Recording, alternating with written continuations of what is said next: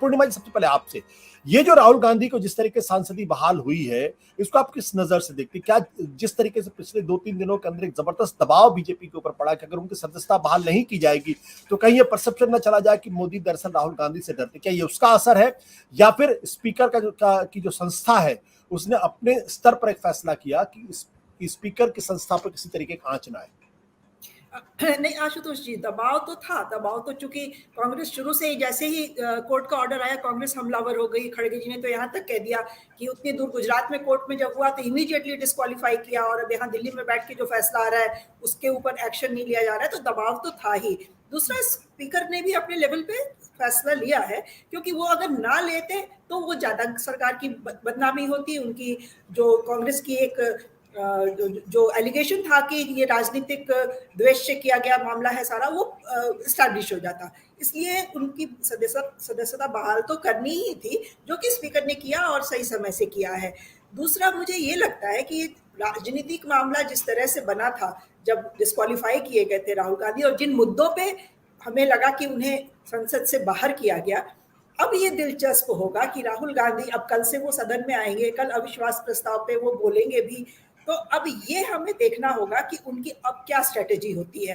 क्या उनकी कोई टोन में, क्या उनकी भाषा में या कोई तेवर में बदलाव आता है? क्या वो और एग्रेसिव होके सामने आएंगे या थोड़ा टोन डाउन दिखाई देंगे?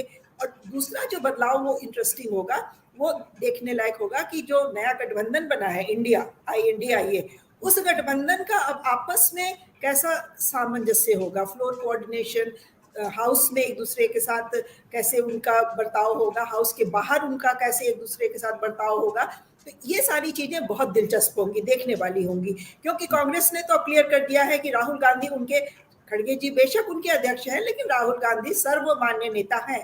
तो अब क्या बाकी जो गठबंधन के दल है वो भी इसी तरीके से राहुल गांधी को देखना और ट्रीट करना शुरू करेंगे? क्योंकि पिछली जो बैंगलोर की मीटिंग हुई थी उसमें हमने देखा था कि सोनिया गांधी जी खुद आई थी और उन्होंने उसकी कमान अपने हाथ में ली थी।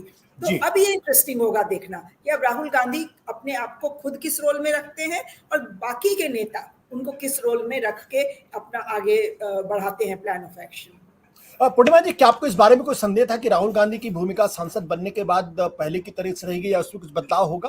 क्योंकि राहुल गांधी ने जब इन्होंने एक्सेप्ट कर लिया कि वो पार्टी के प्रेसिडेंट नहीं बनेंगे, तो उसके बाद से एक तरीके से वो पार्टी के आइडियोलॉग की तरीके से भूमिका निभा रहे हैं या फिर पार्टी के एक यूनिफाइंग फोर्स की तरीके से भूमिका निभा रहे हैं? नहीं, तो अब इसमें नहीं, शक की नहीं बात मैं कह रही हूँ। ये देखना होगा कि क्या उनके जो भी भाषा वो यूज करते हैं उसमें कोई बदलाव वो लाएंगे क्या?